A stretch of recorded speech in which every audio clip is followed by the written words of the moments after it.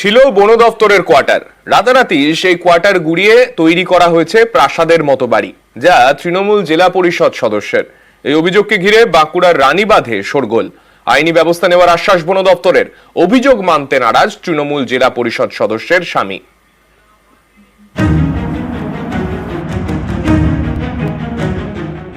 গৌরচন্দ্র টুডু বাঁকুড়া রানীবাঁধ ব্লকের তৃণমূল সহ সভাপতি। এলাকায় দাপুটে তৃণমূল নেতা হিসেবে পরিচিত। তার স্ত্রী বিভাবতী টুডু জেলা পরিষদের তৃণমূল সদস্য। বাঁকুড়ার জঙ্গলমহল এলাকার শাসক দলের এমন হাই প্রোফাইল দম্পতির বিরুদ্ধে উঠেছে চাঞ্চল্যকর অভিযোগ। স্থানীয়দের অভিযোগ, বন দপ্তরের কোয়ার্টার গুড়িয়ে সেই জায়গায় প্রাসাদের মতো বাড়ি তৈরি করেছেন তৃণমূল নেতা দম্পতি। স্থানীয়দের দাবি, বছর কয়েক আগে বিশ্বকর্মা পুজোর দিন বন দপ্তরের কোয়ার্টারটি ভেঙে ফেলা হয়।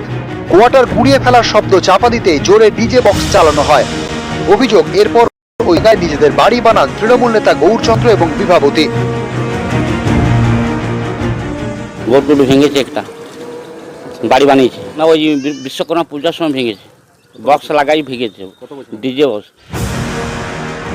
বামেদের দাবি, এ নিয়ে বারে বারে বন দপ্তরকে জানিয়েও কোনো লাভ হয়নি।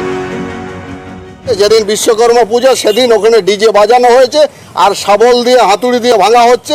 সেই শাবলের আওয়াজ, হাতুড়ির আওয়াজ যাতে আটকানো যায় তার জন্য ডিজে বাজানো হয়েছিল। হ্যাঁ, কমপ্লেন করেছি, ডেপুটেশন নিয়েছি, আমরা সব জায়গায় বলেছি, যেখানে যেখানে বলার সব জায়গায় বলেছি। যাকে আসামি কাঠগড়ায় দাঁড় করানোর জন্য সিপিএম চেষ্টা করছে, যদি সে অন্যায় করে থাকে, অন্যায়ের অবশ্যই তার প্রতিদান দিতে হবে।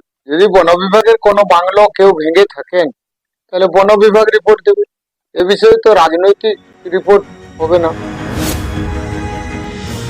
না, ওটা তো ফরেস্টের কোনো জায়গা নেই, ফরেস্টের কোনো কাগজ নেই। যদি থাকে, এটা তো আমার কাগজে আছে, আমি কাগজে পারমিশন নিয়ে বাড়ি করেছি, পঞ্চায়েতে পারমিশন নিয়ে বাড়ি করেছি, তো ফরেস্টের করে তো না।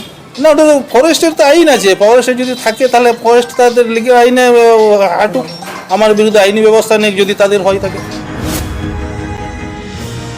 আমার নজরে ছিল না, এটা ওরা কিছু ড্যামেজ করেছে।